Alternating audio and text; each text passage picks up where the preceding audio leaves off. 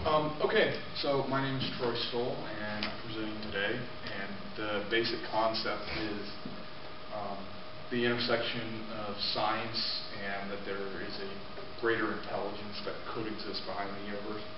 One thing I'll say is I'm not looking to prove a moral or a just God or the God of Abraham or anything like that. That's an issue of faith, and faith isn't something that's quantifiable. What I'm looking at is that the universe does not exist through sheer random chance, and that's more what I'm looking for. So I throw that caveat out to start with.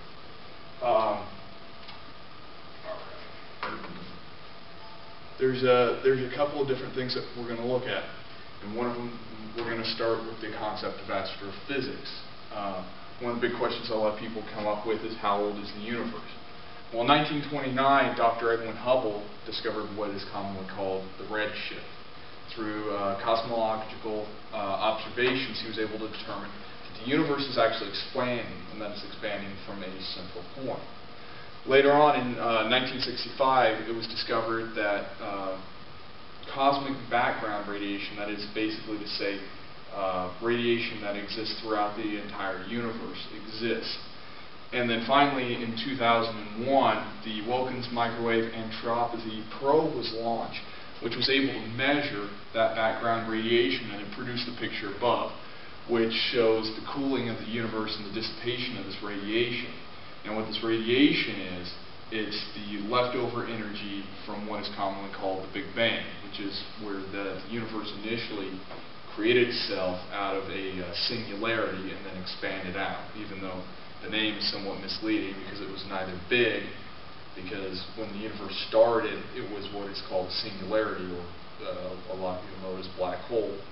So you had literally all the matter and energy of the universe compressed into something very, very tiny, and there was no bang because there was nothing for it to go bang into.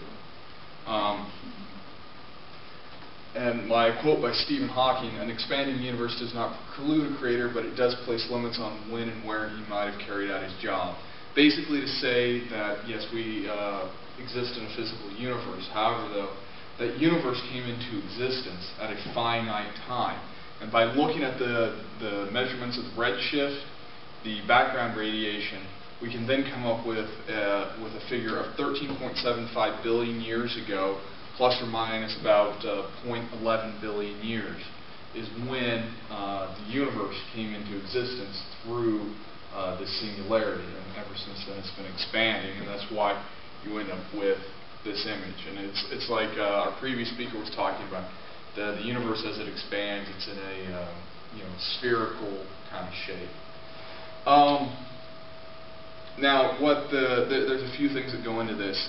There is a possibility of a prior universe. One theory, one cosmological model, is that the universe expands and then contracts in on itself, expands and then contracts in on itself.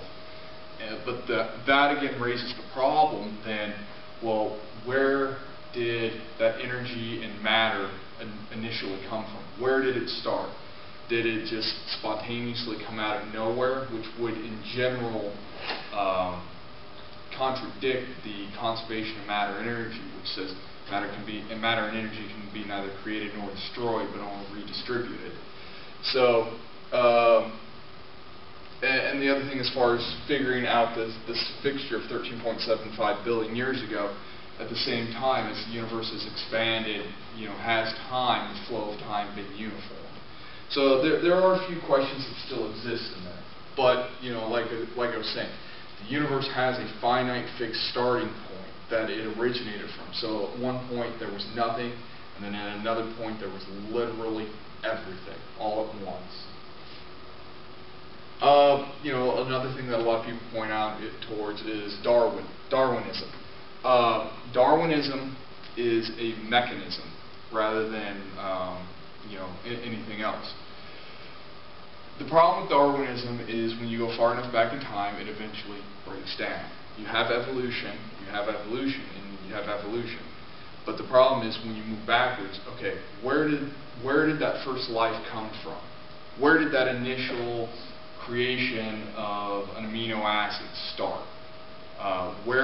What was the starting point? Because again, going back to the previous slide, we started out with the entire universe compressed down into a singularity.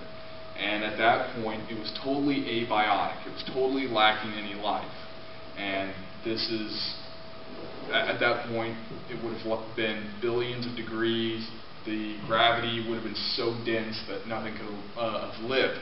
So at what point did we go from a completely abiotic universe to a universe that is a mixture of abiotic and biotic? You know, what was the genesis of that? Where did it come from?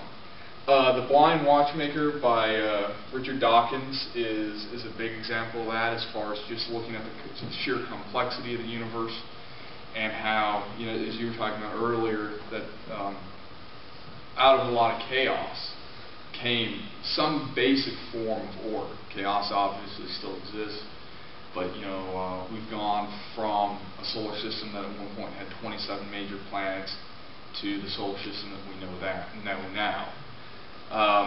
And another thing, even Darwin himself talked about the Cambrian explosion, which was this point where all of a sudden you had all these life forms that, as best as we can tell at this point in archaeology, had no genetic precursors. There was no genetic identity existing before them, and they just kind of came into being.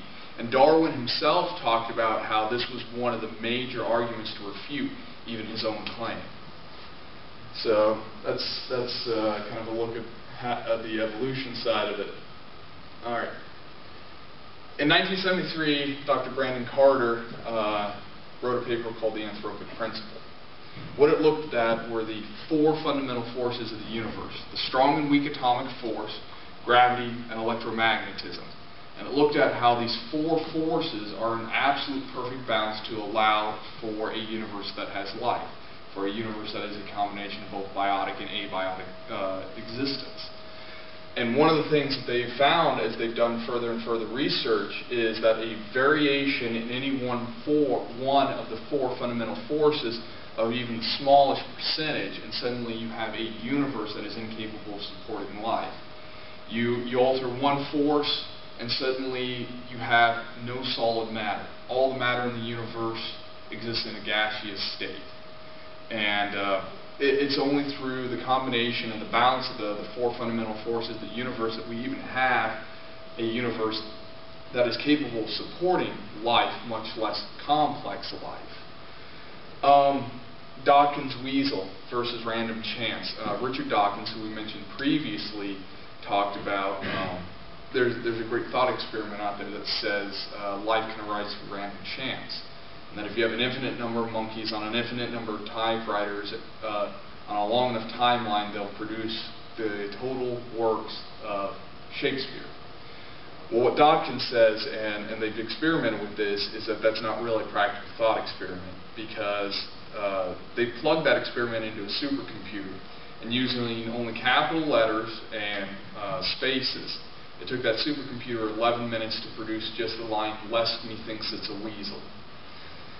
Well, and that's using only capital letters and the space bar for that. Now, and that's with a supercomputer that has a defined set of parameters.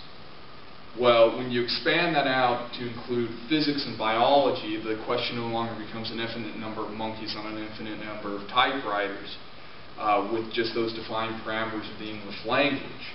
You're now talking about an infinite number of monkeys on an infinite number of typewriters, with each typewriter having an infinite number of keys.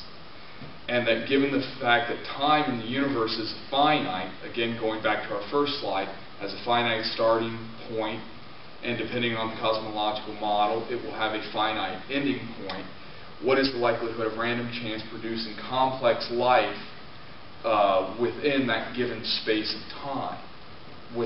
Between the beginning and the end of the universe, when you have literally that many combinations. And I've always been fascinated by Dawkins' weasel. So that's my basic presentation. It is short and sweet, to the point. I know that there's a lot more out there. Does anybody have any questions?